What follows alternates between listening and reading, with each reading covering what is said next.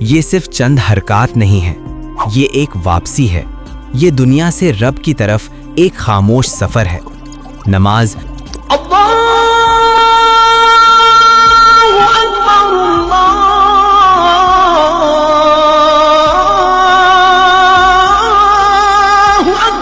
وہ لمحہ ہے جہاں انسان بولتا نہیں اور دل سنا جاتا ہے۔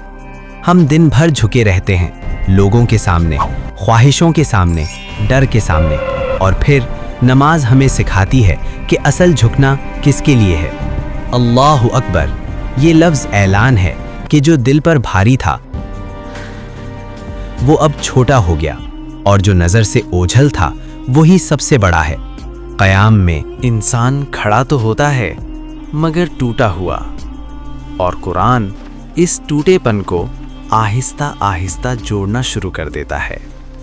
رکوع میں انسان مان لیتا ہے کہ وہ سیدھا نہیں ہے، اور سجدے میں وہ مان لیتا ہے کہ وہ کچھ بھی نہیں ہے۔ سجدہ یہ زمین پر گرنا نہیں، یہ اصل مقام پر لوٹنا ہے، جہاں آنسو رب سے اجازت نہیں مانگتے اور دل جھوٹ بولنا بھول جاتا ہے۔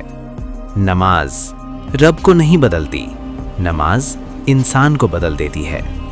جو نماز میں مل گیا وہ دنیا میں نہیں کھویا کرتا، اور جو نماز سے دور ہو گیا وہ بھیڑ میں رہ کر بھی اکیلا رہتا ہے۔ نماز فرض نہیں، یہ دعوت ہے، واپسی کی دعوت، سکون کی دعوت، رب کی قربت کی دعوت۔ اگر دل بھاری ہے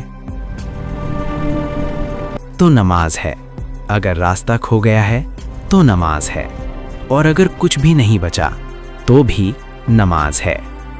یہ ہے القرآنک وزڈم، قرآن کی حکمت، دل کے نام ایک اور خط۔